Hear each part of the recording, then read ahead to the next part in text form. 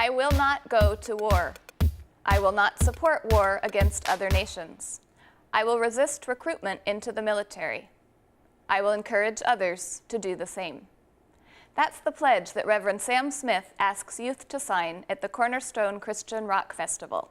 For many of them, it's a radical statement that goes against what they've been taught in their own churches.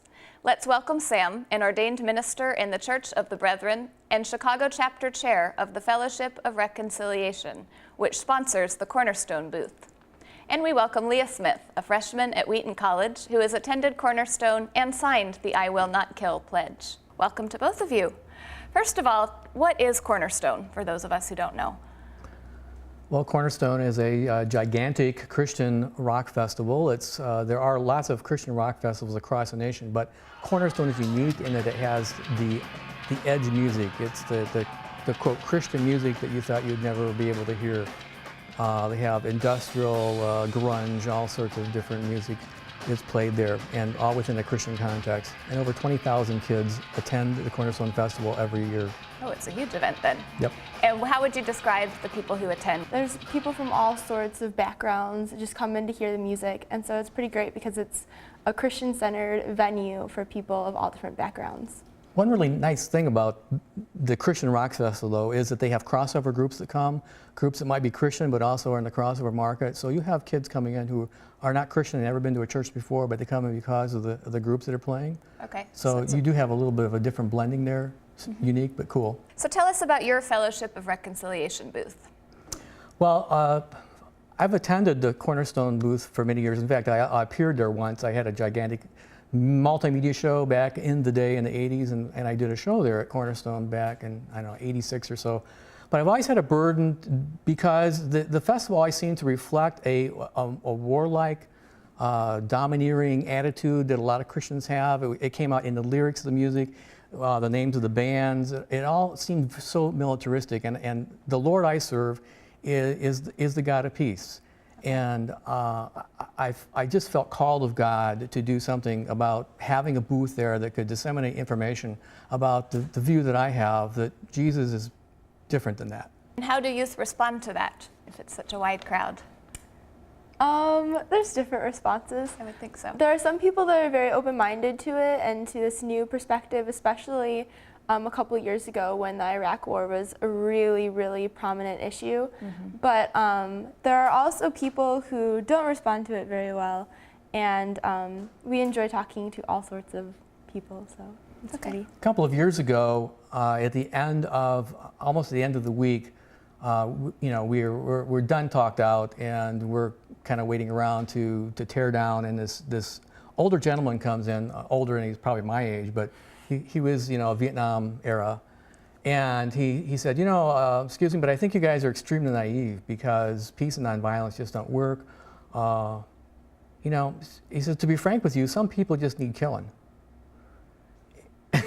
Okay. We didn't know what to say, but I think that really demonstrates where a lot of people are coming from. And he prefaced the entire thing by saying, I'm a Christian of 35 years, and this is the way that I feel, and it's backed up by my Bible. What does the peaceful alternative to the military look like? Part of it is living out the lifestyle, and as you are a person of peace, you're going to be setting examples for the way you live, and you're going to be making friends. And as you live out this lifestyle like this, that's one way to stop war, is to be living the right way in the first place.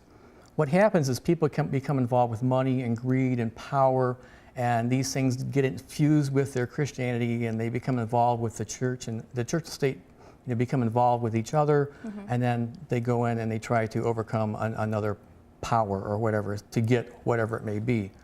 So part of it is just trying to live your life in the footsteps of Jesus. Okay. Yeah, and in the context of the Iraq War, a lot of people would come to me, at least, and they would say that I wasn't very patriotic or I wasn't supporting America and all sorts of things just because I didn't believe in the war. But that's not it at all, because I support my country and I am very patriotic for the country and all the freedoms we have and everything. And one of those freedoms is to not kill and to not participate in the act of killing and anything related to it. And so there are ways you can support your country without supporting killing. So. And one of the ways we support our country too is enable people to question. I hear a lot about that on Fox News right now, that we need to be questioning our government. Well, when the Iraq War started, you did not hear that on Fox News. Right. For me, I too feel like I'm a patriotic person, but I don't put my country above God. And I was just very concerned when all the flags came out and all the Christians were saying hooray for the USA, and it was almost at the point where we were blinded to what the scriptures said about killing, and we just wanted to have revenge no matter what. What would you say about the chaplaincy movement in the military and Christians who are attempting Christianity in a war zone?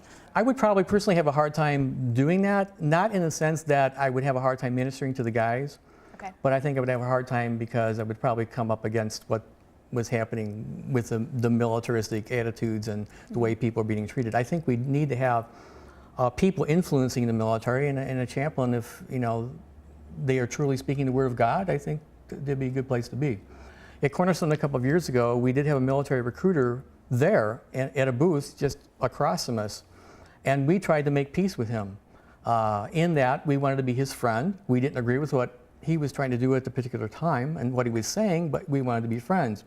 He did not seem to want to be friendly, though, and he then started complaining to the Cornerstone Festival people that we were taking his recruits away.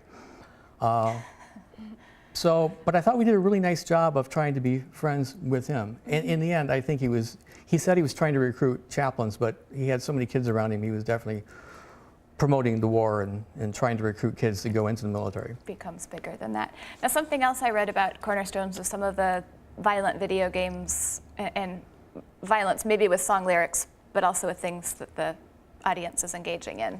Well, What's there was something I wrote about that somewhere, and it was that year when the chaplain was there. We were in, I think, tent number 3.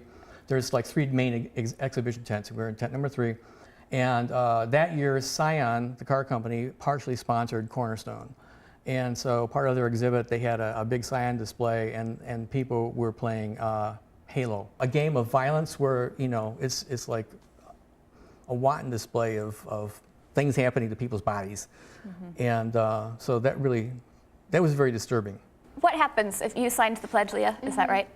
Did it change you in any way? Have you been involved in things you might not have been because of that? I think I'm still the same person that I was. It just kind of reaffirms and confirms what I was thinking in my head, and it's just a good way to get those thoughts and feelings out on paper and out for the public to know that I do stand for peace. And